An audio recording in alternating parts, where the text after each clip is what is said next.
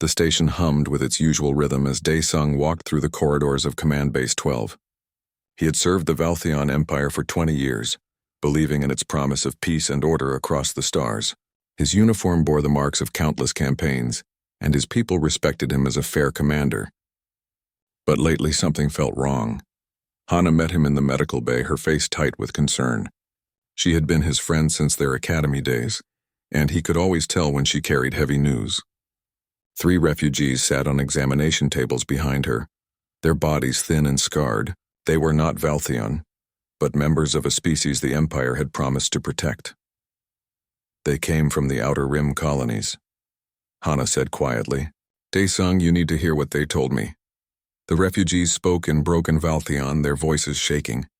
They described ships arriving without warning, soldiers in Imperial uniforms forcing everyone into detention centers, and then silence. Entire cities went dark. No communications went out. When these 3 escaped in a stolen cargo pod, they looked back and saw their world burning. Daesung felt ice in his chest. The Empire did not burn worlds. They brought order, structure, civilization. There had to be a mistake. He promised the refugees protection and went to find answers. Taimin was young for an engineer, barely 25, but his skills made him valuable to the Empire's technical division. He worked in the lower levels where the massive computers processed data from across 12 star systems. Today, he was repairing a database node when something strange happened. Files appeared that should not have been accessible at his security level. His curiosity got the better of him. What he found made his blood run cold. Project classifications, military orders, biological weapon specifications, plans for something called the Purification Initiative. Taimin's hands shook as he read. The Empire was not protecting the outer colonies. They were eliminating them. Any species deemed incompatible with Valtheon superiority was marked for removal. Even Valtheon citizens who had married outside their species were considered contaminated. He copied everything to a secure data chip and ran to find someone he could trust. His supervisor would report him immediately. Security would kill him for what he knew. He thought of Daesung, the commander who had once stopped a soldier from beating a prisoner. Maybe he would listen. Yuna sat in the intelligence office, staring at reports she wished did not exist. As an intelligence officer, she saw information most citizens never knew. She had watched the pattern for months. Colony worlds reported for security issues and then vanished from communication networks. Official reports claimed technical failures or local uprisings, but Yuna knew better. She had seen the deployment orders, the troop movements, the biological containment units being shipped to those worlds. When Daesung came asking questions about the Outer Rim, Yuna made a choice that would change everything. She confirmed what he suspected. The Empire was conducting genocide, and the High Council had approved it all. They were building a pure Valtheon domain, and anyone who resisted or refused to conform would be eliminated. "If you speak about this, they will kill you," Yuna warned him.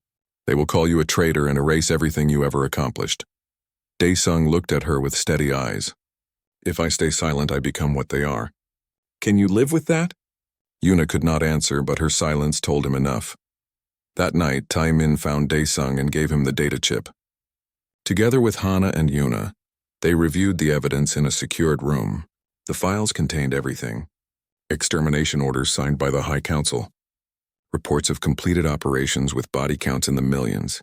Plans for the next phase, which included eliminating Valtheon sympathizers who had protested the disappearances. "We have to bring this to the courts," Hana said. "Surely not everyone in the government knows. There must be good people who will stop this." Daesung wanted to believe that. He prepared a formal presentation to the High Court, requesting an emergency session to present evidence of illegal military operations. His rank gave him that right. He thought justice would prevail. He was wrong.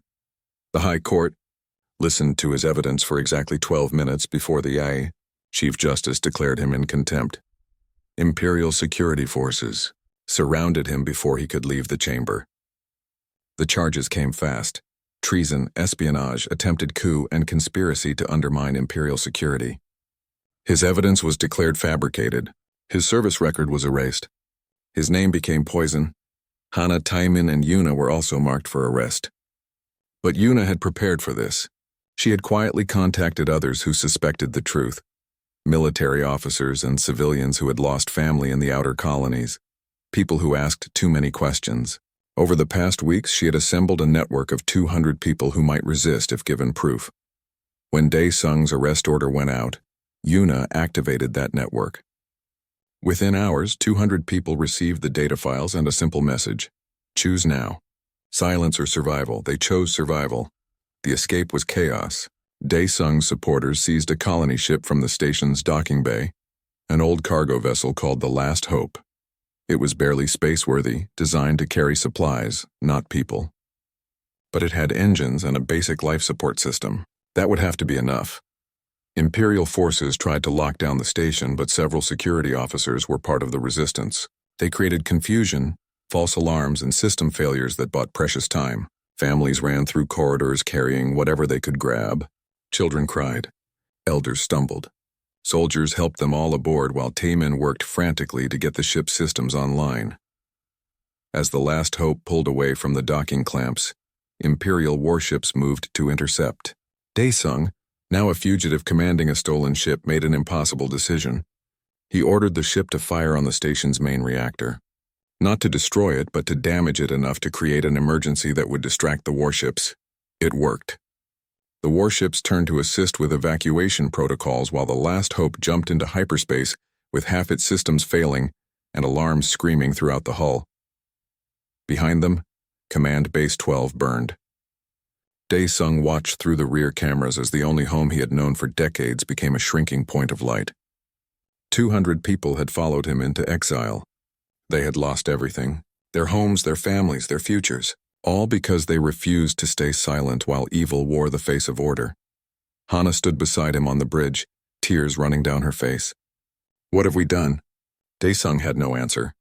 They had chosen conscience over comfort, truth over security. Whether that choice would save them or doom them, only time would tell. For now they were fugitives fleeing into the darkness between stars, carrying nothing but hope that somewhere in the vast galaxy they might find a place to call home. The Last Hope drifted through empty space, a tiny metal shell protecting 200 lives from the infinite cold. 3 months had passed since their escape, and the ship showed its age every day. Systems failed with increasing frequency. The air smelled stale despite the recyclers working constantly. Food rations grew smaller each week. Jiwoo sat at the navigation station, studying star charts that offered no comfort. Every route led to danger. Behind them, Imperial scouts hunted. Ahead, unknown space stretched endlessly. They had fled beyond the mapped regions of the galaxy, gambling that somewhere in the darkness they might find safety. We have a problem, Jiwoo said during the daily command meeting. He looked exhausted like everyone else. The Empire is tracking us. They should not be able to follow through hyperspace, but they always know which direction we went. Taemin checked the ship's systems for the 10th time that week. He found the answer buried in the quantum drive core, a tracking beacon designed to be invisible to standard scans, pulsing their location through subspace every 6 hours. I can disable it, he said, but we will have to shut down the main reactor completely. We will drift blind for at least 4 hours while I work. Dae-sung looked around the cramped meeting room at the faces of people who trusted him with their lives. Hana looked thinner than he remembered. Yuna had dark circles under her eyes from too many shifts monitoring for threats. They were all running on hope and determination, both of which were running low. Do it, he decided. We drift or we die. At least drifting gives us a chance. The ship went dark 3 hours later. Emergency lights provided bare illumination.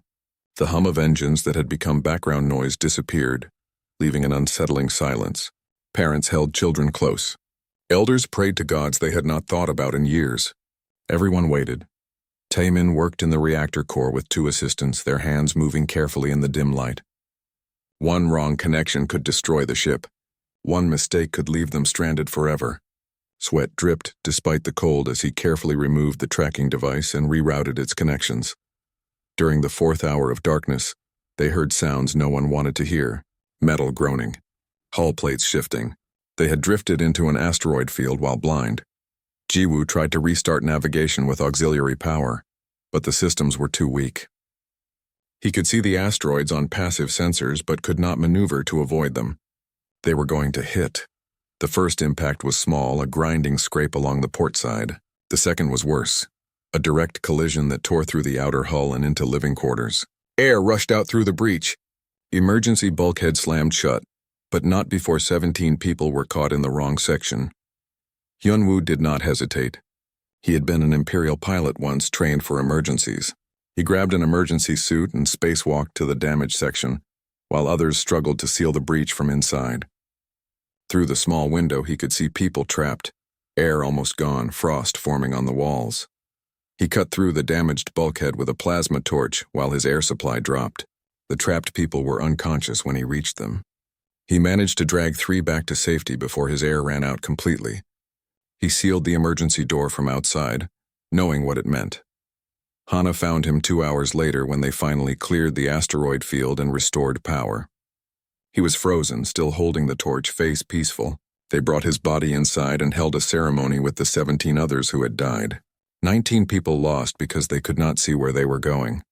Sujin had been a farmer before the exile. She knew about growing things, nurturing life from soil and water. On the last hope, she maintained the hydroponic gardens that kept them alive. The gardens were small, occupying 1 converted cargo bay, but they produced vegetables that supplemented their dwindling food stores. After the accident, after the deaths, people came to the garden just to stand among green growing things. Sujin welcomed them all. She taught children how to plant seeds and explained how life always found a way if given half a chance. The garden became a place of healing, proof that even in the darkness between stars, life could flourish. "Look at this," she told a group of grieving parents one day, holding up a small sprout. This seed sat dormant for months in storage. It had no light, no water, nothing it needed, but when we gave it a chance, it grew. We are like these seeds. We may feel broken now, but we are still alive. We can still grow. The 6th month brought new challenges. Food supplies reached critical levels. Water recycling systems began to fail. Medical supplies ran dangerously low, and Hana had to make impossible choices about who received treatment for what illnesses. Arguments broke out more frequently. Some blamed Daesung for leading them into exile. Others wanted to turn back and beg for imperial mercy.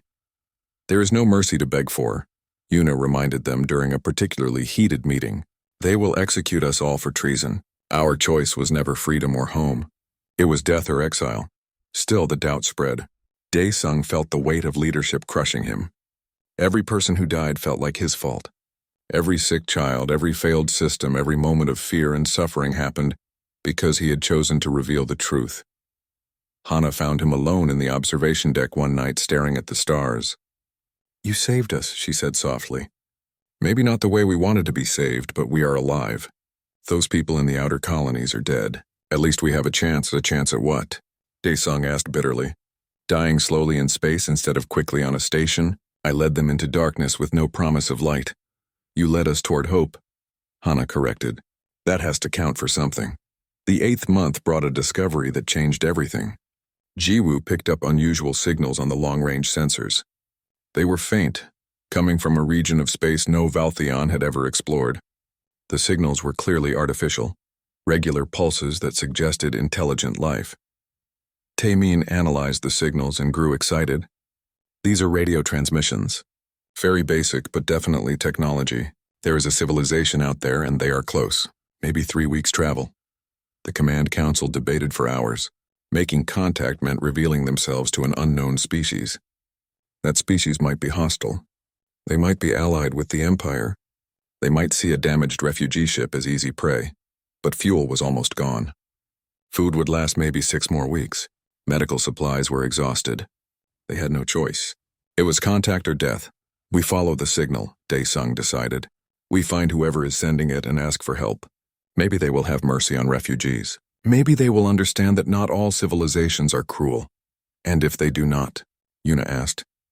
Daesung looked around at the tired, hopeful faces of his people. "Then we die knowing we tried everything. We die knowing we chose truth over lies, even when it cost us everything." The last hope turned toward the signal source, engines burning the last of their fuel. 200 refugees exiled from their home, hunted by their own people and running out of time, pointed their broken ship toward an unknown world and prayed that somewhere in the galaxy, kindness still existed. Behind them, Imperial scouts continued their search. Ahead, a small blue planet orbited a yellow star, home to a young species that had just started reaching for the stars. Neither side knew that their meeting would change the course of galactic history forever. The alarm started at the North American Aerospace Defense Command at exactly 3 in the morning. Satellites detected an object entering Earth's orbit, something massive moving at impossible speeds. Within minutes, every major military installation on the planet went to high alert. Dr. Rebecca Walsh was pulled from her sleep by the emergency call. As the United Nations Director of First Contact Protocols, she had spent years preparing for this moment. She never truly believed it would happen. Humanity had been exploring space for 30 years and found nothing but empty worlds and silence. Now something was here. General Marcus Stone met her at the Emergency Command Center, his face grim. "We have visual confirmation. It is a ship, definitely artificial, and it is falling apart. Hull breaches, failing systems, barely holding together. Have they communicated?" Rebecca asked, pulling up the sensor data on the main screen. "Not yet. But they are not attacking either. They are just sitting there in orbit like they are waiting for something." Across the world, telescopes turned toward the mysterious ship. News networks interrupted regular programming. People gathered in streets, pointing at the sky where something impossible hung above their planet. Social media exploded with theories ranging from invasion to divine intervention. On the last hope, Dae-sung prepared the most important message of his life. He had studied the signals coming from the planet below, identifying what seemed to be thousands of different languages. He chose to communicate through mathematics, something any technological species would understand, and included basic Valtheon phrases with visual references to establish translation. "People of the blue world," his message began, broadcast on every frequency they could manage. "We are refugees seeking temporary shelter. We flee from those who would destroy us for speaking truth. We mean no harm. We have sick and injured aboard. We ask for mercy and compassion, knowing we have no right to demand it." The message included everything: visual records of the Imperial genocide, images of their dying ship, medical scans showing their desperate condition. Dae-sung laid bare their vulnerability, gambling that any species capable of space travel might also be capable of compassion. The UN Security Council held an emergency session. 15 nations argued through translators while the world watched. Some demanded immediate military action. Others urged caution and dialogue. A few wanted to offer help immediately. They could be lying, General Stone argued. This could be an invasion strategy. Show up looking helpless, get inside our defenses, and then attack. They could also be exactly what they claim, Rebecca countered. Refugees running for their lives. What does it say about us if we turn away people in desperate need? Dr. Amara Okafor, a xenobiologist from Nigeria, reviewed the medical scans the aliens had provided. These readings are consistent with severe malnutrition, radiation exposure, and extended time in inadequate life support. If this is a deception, it is incredibly elaborate. The debate stretched for 3 days. On the last hope, systems continued to fail. Hana worked desperately to keep the sickest patients alive with almost no supplies. Children cried from hunger. The air recyclers were breaking down, and carbon dioxide levels rose dangerously. On the 3rd day, Hana sent another message. "Our life support is failing. We have 19 children aboard. If we do not receive help soon, they will die first. Please, if you have children of your own, you understand. Help us or tell us to leave, but decide soon." That message changed everything. Rebecca watched it 3 times, seeing the exhaustion and desperation in the alien woman's face. She looked at her own hands and thought about what kind of person she wanted to be, what kind of species humanity wanted to become. She authorized an emergency supply shuttle without Security Council approval, knowing it might end her career. The shuttle launched from Kennedy Space Center 4 hours later, carrying oxygen, food, water, and medical supplies.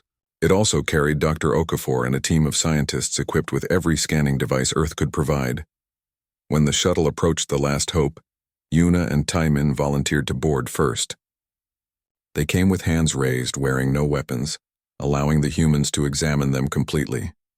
Taimin trembled with fear but forced himself to remain still as strange instruments scanned his body. Yuna met the human's eyes and saw curiosity, caution, but not hatred. Dr. Okafor studied them with wonder.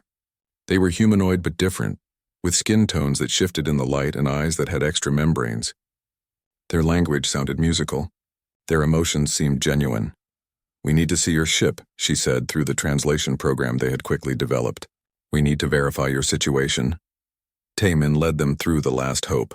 The humans saw everything. The damaged corridors. The overcrowded living spaces. The gardens where Sujin desperately tried to grow food.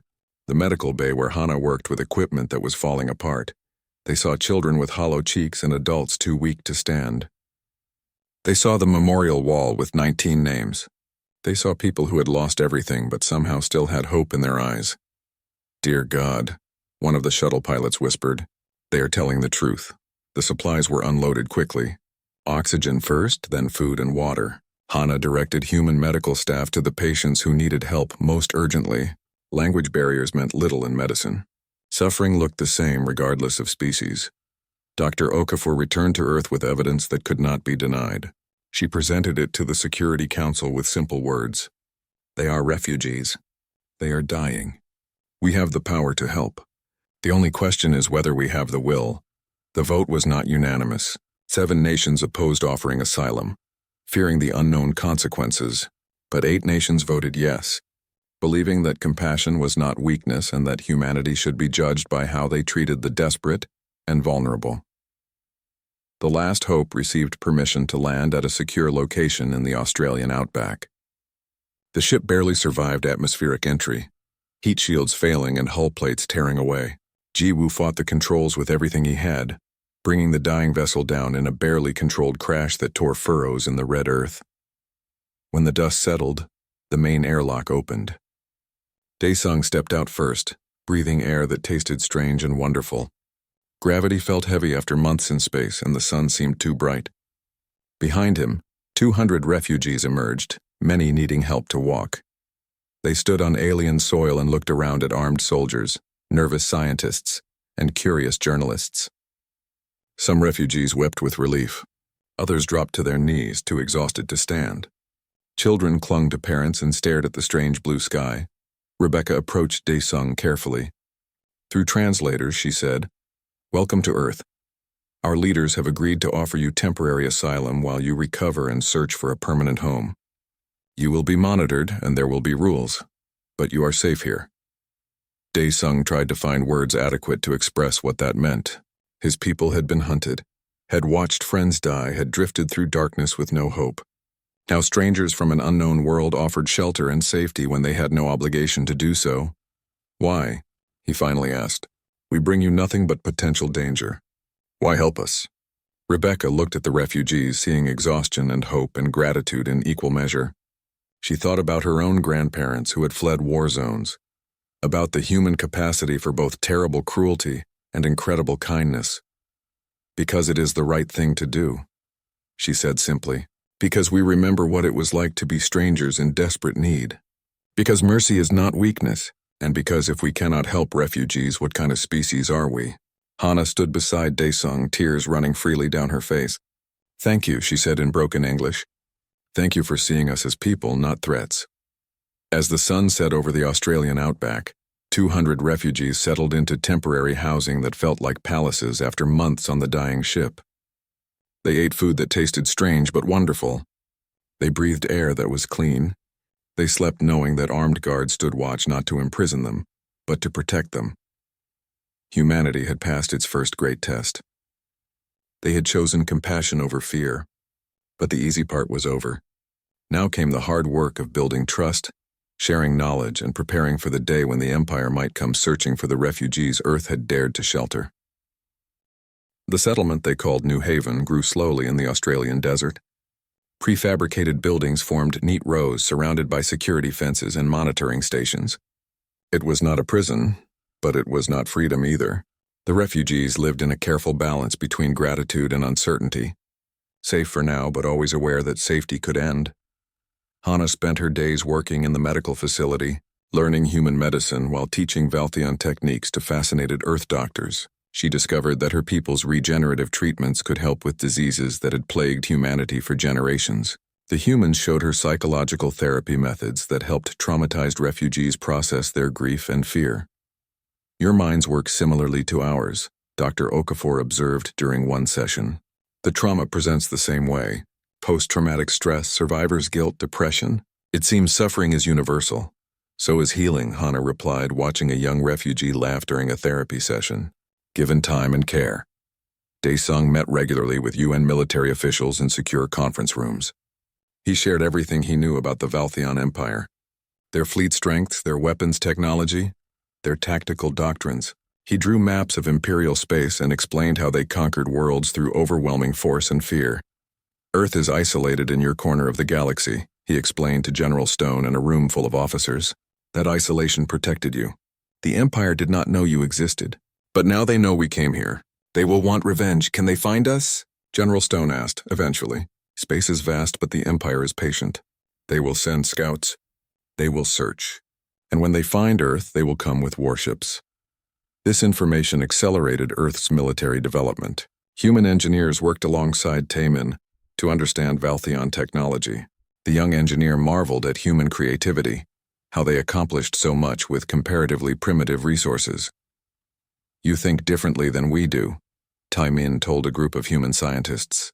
We Valtheon are trained to follow established methods. You experiment wildly, try impossible things, and somehow make them work. It is frustrating and wonderful at the same time. Together, they began designing hybrid systems, human nuclear reactors combined with Valtheon power regulators, Earth's computer systems enhanced with quantum processing, weapons that merged kinetic force with energy manipulation. The collaboration was revolutionary, but it was not smooth. Kyung-soo was old, his body bearing scars from decades of life in the Empire. He had been a teacher before the exile, and he became one again in New Haven. He established a school where Valtheon children learned about Earth, while human children learned about the stars. The classroom walls displayed two versions of the galaxy, human maps and Valtheon charts, showing how perspective changed everything. We must teach our children to be citizens of two worlds, he told parents who worried their culture would be lost. We cannot go home. This is our home now, but we do not have to forget who we were. Yoonji was only 8 years old when the last hope landed. She had no memories of the homeworld, only of the ship and fear. Earth was the first real home she had known. She learned English faster than the adults and became a bridge between species. Human volunteers taught her to read Earth books. She taught them Valtheon songs. One day she asked her teacher, "Why do some humans hate us? We did not do anything to them." Her teacher paused, struggling to explain prejudice to a child. Some people fear what is different. Fear makes them angry, but most humans want you here. They see you as friends who need help. I want to help them too, Yoonji said.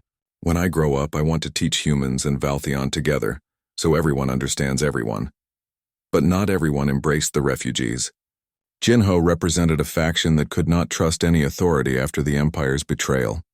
He had been a soldier who followed orders, who believed in the system, and the system had tried to murder billions. Now humans asked him to trust again, to believe that Earth's leaders were different. They promised protection, he told other skeptics during late-night meetings. The Empire promised peace. Promises mean nothing. Only power matters. Some humans agreed with Jinho's distrust, though for different reasons. They feared the refugees would bring the Empire's wrath to Earth. They worried about alien influence on human culture. Fear and ignorance bred hatred. 6 months after the landing, a human extremist group attacked New Haven with explosives and gunfire. They wanted to drive the aliens away, to protect Earth from contamination. 3 Valtheon died in the attack, including a child. 17 refugees were wounded. The aftermath was tense. Jinho demanded weapons for self-defense. Some humans called for the refugees to be moved off-world. Violence seemed ready to spiral out of control. Daesung stood before both communities and spoke plainly. We have all suffered. We have all lost people we love. We can choose to let fear divide us, or we can choose to build something better together. The Empire fell into hatred. Earth welcomed us despite the risks. Which path leads to survival? Rebecca addressed her own people with equal bluntness. Those attackers do not represent humanity. They represent fear and hatred, and we have fought those enemies before. We will not surrender to them now. The refugees stay. Anyone who attacks them attacks Earth. The human government arrested the attackers and charged them with terrorism. Security increased around New Haven, with both human and Valtheon guards working together. Slowly, trust began to rebuild. Sujin's gardens became a symbol of that rebuilding. She had expanded them with human help, and now they produced hybrid crops. Valtheon plants grown in Earth soil with amazing results. The vegetables tasted different, better somehow, as if 2 worlds' worth of life had combined into something new. She taught human farmers her techniques while learning about Earth's agriculture. Life adapts, she explained to a group of visitors. We thought our plants needed specific conditions, but given a chance, they thrived in your soil. Perhaps we will thrive too. The cultural exchange expanded beyond agriculture. Valtheon music blended with human compositions, creating harmonies that neither species could achieve alone. Artists collaborated on sculptures that combined techniques from 2 worlds. Athletes competed in games that mixed rules from both cultures. Taimin fell in love with a human engineer named Maria. They worked side by side on quantum computing systems, their minds connecting over shared problems before their hearts connected over shared dreams. Their relationship was controversial in both communities, but it also represented hope that 2 species could truly become one people. Do you miss your homeworld? Maria asked him one evening as they watched the sunset. I miss what it should have been, Taimin replied, but the Empire made it something evil. Earth is not perfect, but you try to be good. That matters more than perfection. As months passed, New Haven transformed from a refugee camp into a genuine community. Valtheon and humans worked together, shared meals, celebrated holidays, and mourned losses. Children played together without caring about the differences in their skin or eyes. Elders shared stories of 2 worlds, both beautiful and flawed, but peace was fragile. Long-range sensors that Taimin had helped Earth build detected worrying signs. Ships moving through distant space, energy signatures consistent with Imperial scout vessels. The Empire was searching, and they were getting closer. Daesung called an emergency meeting with UN officials. They are coming. Maybe not tomorrow or next month, but soon. We need to decide what Earth will do when Imperial ships arrive. We could surrender you, General Stone said bluntly. Give them what they want and hope they leave us alone. Would you? Daesung asked quietly. After everything we have shared, after the bonds we have built, would you truly hand us over to be executed? The room fell silent. Rebecca thought about Yunji teaching human children about the stars, about Hana saving lives in the medical center, about the memorial where 3 Valtheon names joined human names, all victims of hatred, about what kind of species humanity wanted to be. No, she said firmly. We stand together. If the Empire wants them, they will have to go through us. Jinho, who had been listening from the back of the room, stepped forward. Then let me fight. I was a soldier. I know their tactics. If Earth is willing to defend refugees, I am willing to defend Earth. Others joined him, Valtheon, who had military training, offering their knowledge and service. The barriers between species were breaking down, replaced by something stronger than fear. They were becoming something new. Humans and Valtheon united by shared values rather than divided by different origins. As New Haven's first year ended, Kyungsoo organized a celebration combining holidays from both worlds. Humans and Valtheon gathered together, sharing food and stories and hopes for the future. Children performed songs in mixed languages. Adults toasted with drinks from 2 worlds. Yunji stood before the crowd and read a poem she had written, half in English and half in Valtheon. We were lost among the stars. We found a home in the darkness. 2 worlds became one heart. This is where we belong. But even as they celebrated, sensors tracked approaching ships. The Empire was coming, and Earth's first great test was about to begin. The warning came 18 months after the last hope landed. 6 Imperial warships entered Earth's solar system, their energy signatures unmistakable to the sensors Taimin had helped design. They did not come in peace. They came for justice, Imperial style. The lead ship broadcast on all frequencies, its message translated into every Earth language. Attention, primitive world. You harbor criminals guilty of treason against the Valtheon Empire. Surrender them within 24 hours or face corrective action. This is your only warning. Around the world, people watched the broadcast with growing fear. The alien ships were massive, each one capable of destroying cities. Earth's military had grown stronger in 18 months, but fighting an interstellar empire seemed impossible. The UN Security Council held an emergency session. The debate was fierce. Several nations argued for surrender. Why risk billions of human lives for 200 aliens? Others demanded that Earth prepare for war rather than show weakness to bullies.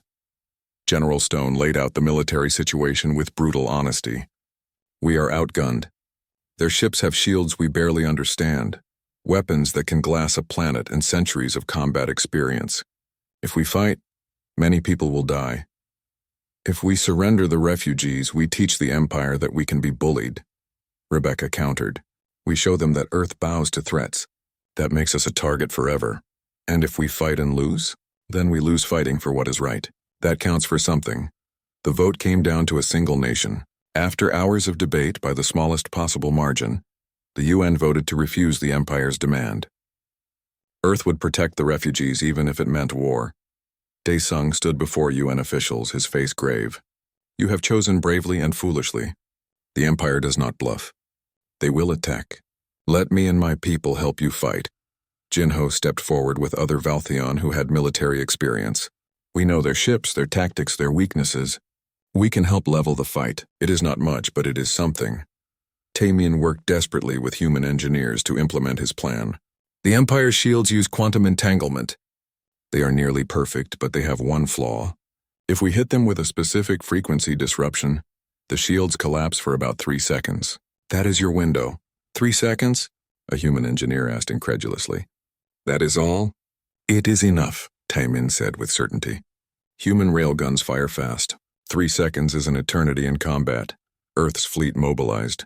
Every warship, every fighter, every weapon pointed toward the approaching threat. Human ships received Valtheon shield generators and power systems. Valtheon pilots trained human crews on Imperial tactics. In hangar bays and command centers, 2 species worked together to prepare for war. Bora slept peacefully in the medical center, unaware of the danger above. She was Daesung's daughter, born during the flight from the Empire. Hana had delivered her in the Last Hope's failing medical bay, a spark of life in the darkness. Now she represented the future, a child who belonged to 2 worlds. Promise me you will protect her if I fall, Daesung asked Hana the night before battle. You will not fall, Hana insisted, though tears ran down her face. You will come back and watch her grow up on Earth, safe and free. If I do not, tell her I loved her. Tell her we fought for something worth dying for. The Imperial fleet reached Earth's orbit right on schedule. 6 massive warships, each one a monument to Valtheon military power. They expected easy victory against a primitive species and a handful of traitors. They were wrong. The battle began when Earth's fleet emerged from behind the moon. Ships moving in formations that Daesung had designed. The Imperial commander laughed at the primitive vessels until Tamian's quantum disruptors activated. Shields flickered and died for exactly 3 seconds. Human railguns fired in that window, tungsten rounds moving at incredible speeds. The impacts caught the Imperial ships by surprise. Shields regenerated, but damage was done. The Empire suddenly faced an enemy that could hurt them. The Imperial commander, Admiral Quan Ho, had been Daesung's mentor years ago. Now they faced each other across the void, teacher against student, loyalty against conscience. Quan Ho broadcast personally. Daesung, you were my best student. I taught you everything. Why throw it away for lies and weakness? You taught me to serve justice, Daesung replied. His words broadcast across all channels, reaching not just Earth, but throughout the battle fleet and beyond. But the Empire abandoned justice. They murder innocents and call it order. I serve the ideals you once believed in, even if you do not. He transmitted the evidence. Everything they had gathered about the Imperial genocide. Visual records of the atrocities, testimonies from survivors, the orders signed by the High Council authorizing the extermination of billions. Some Imperial crew members watched in horror, seeing their government's crimes for the first time. The propaganda had hidden the truth well, but now it was exposed. Several junior officers on one Imperial ship attempted to mutiny, trying to stop the attack. They failed, but their attempt created confusion. The battle raged across Earth's orbit. Human fighters, piloted by both species, swarmed the larger Imperial vessels. Railgun fire and missiles hammered shields that struggled to adapt. Valtheon refugees who had been pilots flew human ships with desperate skill, targeting the weaknesses they knew existed. The cost was terrible. Human ships exploded, taking hundreds of lives in seconds. The Last Hope, converted into a defense platform, took a direct hit.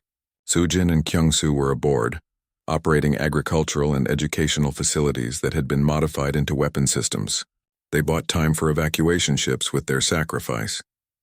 Jinho led a desperate assault on the Imperial flagship, his squadron of mixed human and Valtheon pilots, attacking in perfect coordination. They crippled the ship's main weapons, but Jinho's fighter took fatal damage. His last transmission was simple. I learned to trust again. That is worth dying for. His ship rammed into the Imperial shield generator, and when it exploded, the flagship went dark.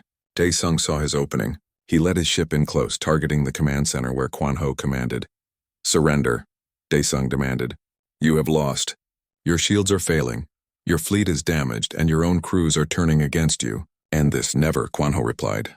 The Empire does not surrender to traitors and primitives. Then you die for pride instead of living for truth. The final railgun salvo tore through the flagship's damaged hull, destroying the command center. Admiral Quan Ho died still believing in the Empire's righteousness. The remaining Imperial ships, leaderless and damaged, began to retreat. One ship did not run. Its crew, young officers who had seen the evidence, surrendered instead. They broadcast their own message to the Empire. We will not murder innocents. We will not serve genocide. We stand with those who chose conscience over orders. When the battle ended, both sides counted their losses. Thousands dead, human and Valtheon together. 19 ships destroyed, stations damaged. But Earth had won, and the refugees were safe. The cost of victory was measured not just in ships, but in heroes. Su Jin, who had nurtured life in darkness. Kyung-soo, who had taught children to hope. Jin-ho, who had learned to trust again. Hundreds of humans in Valtheon who had stood together and died together. Hana found Daesung in the ruins of the command center after the battle, exhausted and injured, but alive. She carried Bora, now awake and crying from the noise and fear. She needs her father, Hana said simply, handing him the child. Daesung held his daughter and wept for everyone they had lost and everything they had saved. Bora represented the future, a child born between stars who would grow up calling Earth home. The captured Imperial crew told Earth about something unexpected. The battle had been broadcast. Daesung's message, the evidence of genocide, had spread across Imperial communication networks before censors could stop it. Other species under Imperial rule had seen it. Valtheon citizens who suspected the truth now had proof. Resistance was growing. Worlds were rebelling. The Empire's iron grip was cracking because one group of refugees had refused to stay silent, and one primitive planet had refused to bow to threats. Rebecca addressed the United Nations 3 days after the battle. We lost thousands defending the refugees. Some will say it was not worth it, that we should have surrendered them and stayed safe. But we proved something important. We proved that Earth stands for something, that humanity values justice over safety, that we are a species worth knowing. Yuna established a memorial for all who died, human and Valtheon names carved together on a monument of mixed metals from both worlds. The inscription was simple. They stood together. They fell together. They proved that courage and compassion are universal. A year after the battle, Yoonji stood before a classroom of mixed human and Valtheon students. She was only 10, but already teaching others about cooperation and hope. She told them the story of the last hope, how 200 refugees fled into darkness and found light on Earth. We were exiled among the stars, she said, her voice clear and strong. We lost our home, but we found something better. We found people who believe that doing right matters more than staying safe. We found Earth. In the medical center, Hana delivered another baby, this one to a human Valtheon couple. The baby had features of both species, beautiful and unique.